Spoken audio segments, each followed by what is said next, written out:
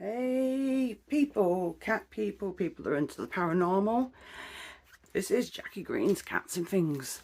So, I haven't got a paranormal as such at the moment, because there is a place I'm going to be visiting pretty soon. And there'll be another paranormal investigation that I'll be going, there's a couple of them actually. So I'm not going to go through them all. But what I thought I would do was read a couple of paranormal stories, and then you can let me know whether you like it or not, and whether you want me to do that in between. But I'm in this room at the moment because I'm actually thinking of moving this one and going into a larger room, and hopefully setting up my computer so that I can do maybe some podcasts, live streaming, and, making it a bit easier. So, it'll be a bit more fun. Yes, you can hear the cats shouting outside because this is a cat-free room, because obviously I've got all my creatures in here. So I'm going to start reading a story, and, well, it's not really a story. They're actually people's accounts of the paranormal. So I thought, you know what, I'll give it a go. So I hope you enjoy it. Okay, we'll start with this one. Now, this will be quite familiar because I did a paranormal investigation last week with my daughter, and I didn't actually realise that I had an actual extract from it in one of my books. Now, this is by somebody called Jason Karl, and the book is called Haunted Places of Lancashire on the Trial of the Paranormal. To show you the book.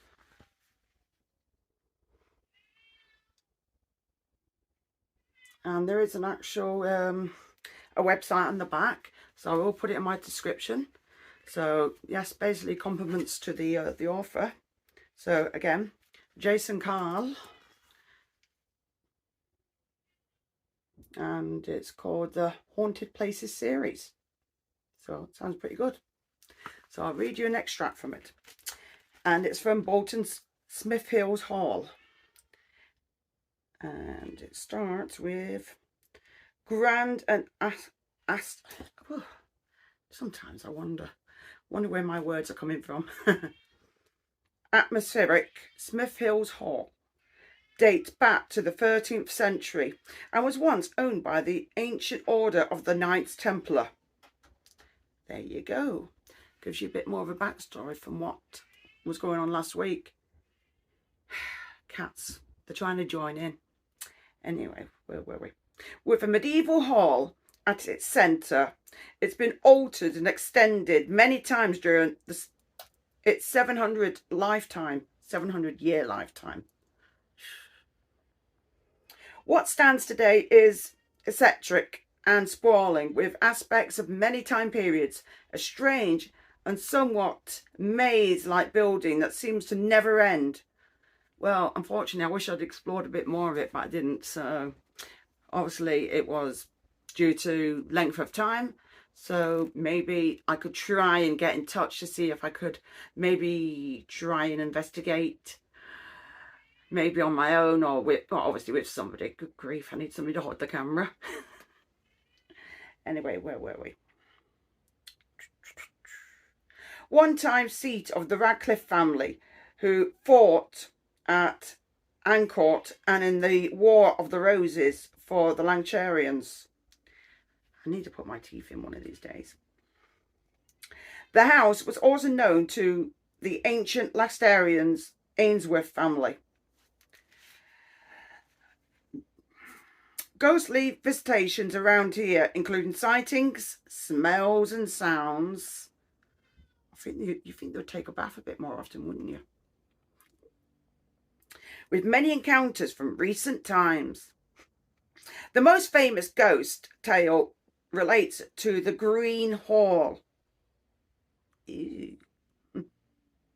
A sparsely furnished chamber, not always open to the public. It was here the heretical preacher George Marsh was tried for being a Protestant during the reign of Catholic Queen Mary Tudor. Everything and anyone always fights over a religion. After being accused by Robert Barton, he was taken to Lancaster Castle to be examined further and was subsequently burned at the stake after being doused in tar on the orders of the Bishop of Chester in 1555, but not before he left his mark at Smithills Hall. That is really, really painful. Ouch.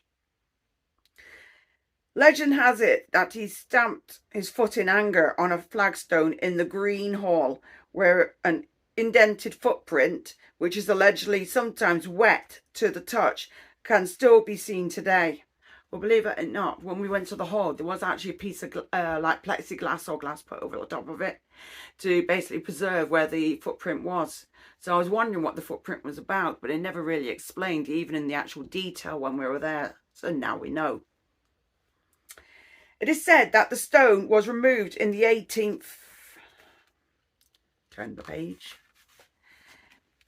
18th century and thrown into a lake, but that was quickly recovered and replaced at the hall after an alarming supernatural events began to take place. Well, he's probably peeved off that somebody removed his mark.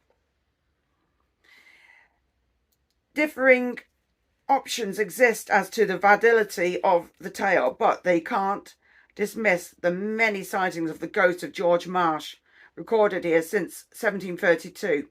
His gaunt spirit, dressed in black with dark hair, has been seen crouching by a counter in the shop area by the hall guides. He probably wants to take over. Another member of staff tells of 3 encounters with a figure staring at her from the Bugan mirror that now hangs in the room. Was this also the spirit of Marsh, or was it a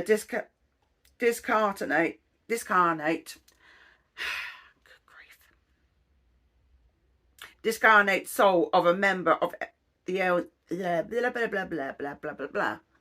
Yeah, I'm not cutting out all the mistakes. Fudge that. Member of the Ainsworth family who used this as a dining room whilst incubate at the hall. Marsh's spectre has also been seen and sensed in and around the staircase leading to the chamber. Place that we weren't allowed to go to. Oh no, there was one that we could go to, but there was another bit and it was cordoned off. So it's probably why we didn't get to see all the halls.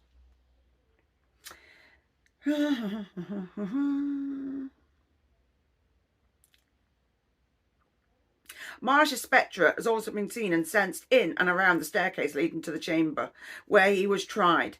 One account described an American man who revisited the building in recent years after growing up in Bolton and coming here as a child.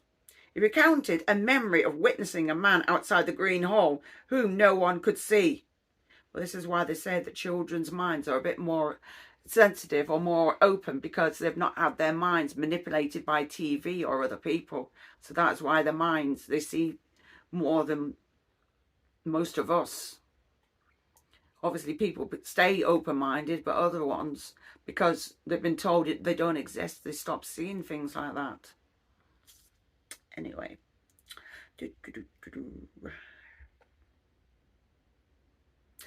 He recounted a memory of witnessing a man outside the Green Hall whom no one could see.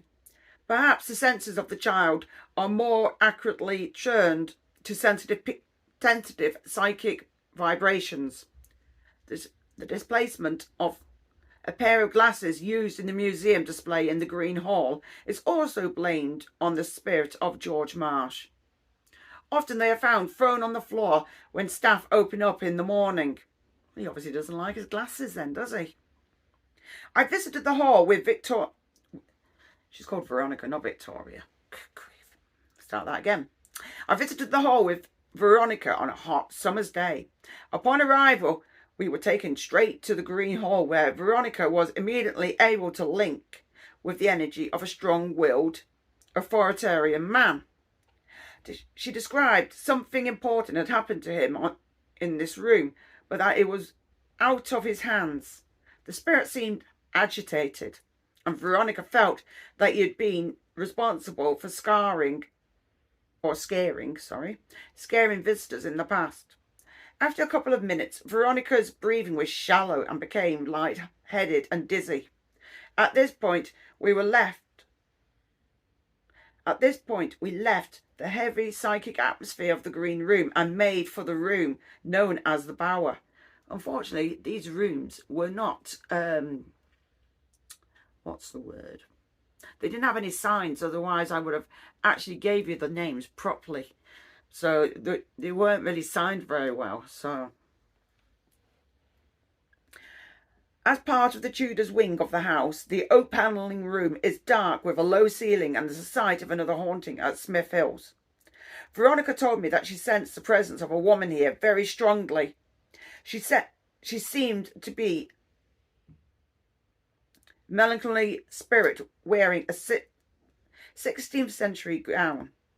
Elizabeth Tapman, who was taking us around the hall, confirmed that a spirit of that description had been reported in the area, and in particular on the staircase that leads to the solar above.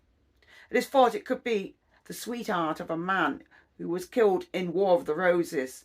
Despite her grave demeanour, this spirit seemed to enjoy spooking visitors, but in a friendly fashion, for many have reported that they have felt someone pinch their behind as they ascend the staircase. I'm saying nothing. Even though there had no one living behind them. Fair enough.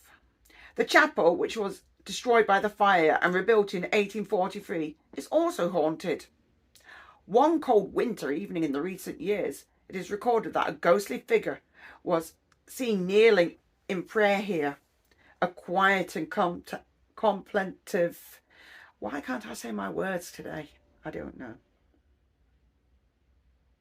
Contemplative spirit, which refuses to end its reflective devotions even after death. As we entered the room, Elizabeth detected a strong scent of sweet oranges, which neither Veronica nor I noticed. But sometimes when you're going on paranormal investigations, sometimes people can hear or see or even smell other things that other people can't, even though they're in the same room, sometimes even stood next to each other. So it's just the way the paranormal can play with your mind.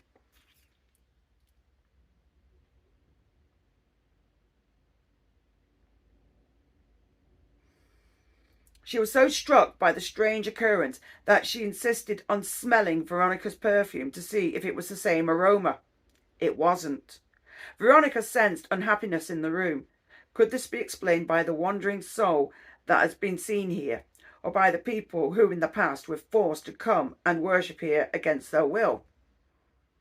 See, religion years ago was very forced on, and everybody had to go to church, unlike now, where people go if they can be bothered or not, or whether they believe in it or not. So religion was, you know, you had to attend, otherwise there would have been trouble. Anyway, there are plenty more ghosts at the hall, many as yet unidentified. When the building was used as a retirement home, elderly residents regularly reported hearing the psychic echo of galloping horses. Shuffling footsteps, both inside and on the gravel outside, have also been heard. A Victorian maid has been glimpsed going about her business before disappearing, and a strange perfume thought to belong to the spirit of someone named Isabella haunts Mrs. Ainsworth's withdrawing room. It's a weird name to call it a withdrawing room, because we always call it things like a drawing room. There you go. Records of a phantom cat date back over 70 years, when it is said to have been responsible for scratching people's faces while they slept. The most recent ghosts are two children playing, their voices, footsteps and laughter echoing through the deserted parts of the house to this day. The final members of the Spectres family at Smithills Hall, and then it gives you the actual address of where Smithills haul is, which I will put in the description as well, and it gives you a phone number. I don't know when this is from, but I doubt they've changed it yet, because this book can't be that old, because I can't even remember where I bought it. I've bought a number of books. Oh, it's from 2006, so it may have changed. So if I do find the new number, I will actually add that down below. But I've got the address, and there is an actual website. So if you do want to visit there, then yeah, please enjoy. Anyway, I know this is a very short video, and I've had a few stops because I just get tongue-tied every now and again. It happens. It's part of my medical condition. I could sit there and I'd be going blah, blah, blah, blah, blah, like a goldfish. It's quite funny. And every now and again, I can talk all the way through without forgetting my words or getting tongue-tied, but it's not very often at all. You'll find I'll sit there and not remember what I've got to say next, and it'd be like, oh well, it's just one of them things. But anyway, if you enjoyed my little story that I read from the paranormal book that I've got, and I've got others, I can always do them in between while we're looking for places to investigate, and obviously throw in the things with my cats and all the other bits and pieces, you know, like you do. But anyway, if you enjoyed this, please let me know. Please put it down in the comments and just say, yeah, Jackie, I enjoyed it, or Jackie, you're annoying. Stop telling stories. Anyway, hope you enjoyed this. Please like, share, subscribe. Please ring that bell. And thank you for watching.